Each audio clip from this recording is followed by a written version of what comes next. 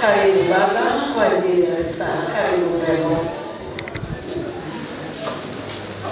Halmashauri ya wilaya Handeni ni sala ya sherehe ya kuaga wastaafu mwaka 2025.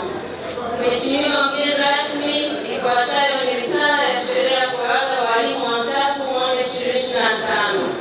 Mheshimiwa mgeni rasmi, sherehe hizi za kuaga walimu wastaafu zilianza kufanyika kwa mara ya kwanza mwaka 2002, ambapo zilikuwa zinahusisha walimu wastaafu wa wilaya nzima ya Handeni. Ilipofika mwaka 2022, kila halmashauri, yaani halmashauri ya mji na halmashauri ya Handeni, zilianza kufanya sherehe zake zenyewe.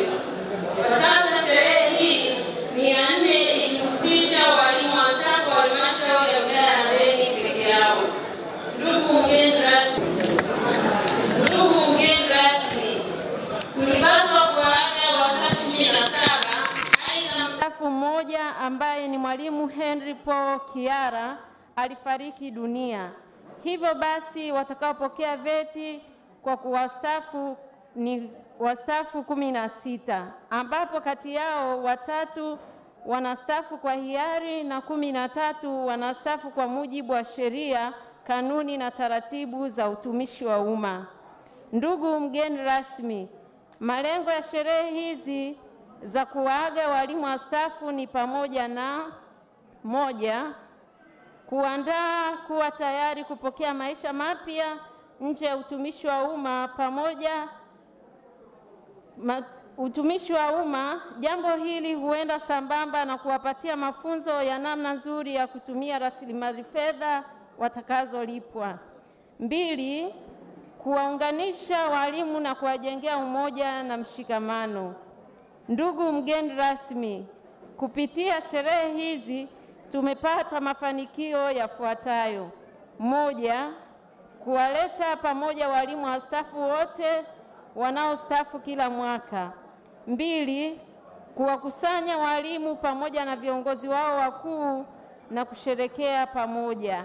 3, kuimarisha mawasiliano, umoja na ushirikiano baina ya walimu wastaafu, walimu kazini na viongozi wao wa juu.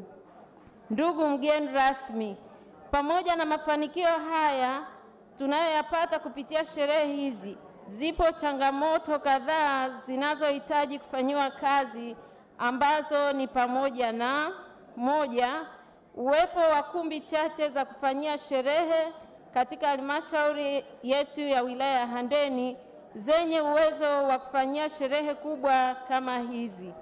2, uhaba wa fedha za kuendesha sherehe hizi. Kwa sasa sehemu kubwa ya bajeti ya sherehe inategemea michango kutoka kwa walimu.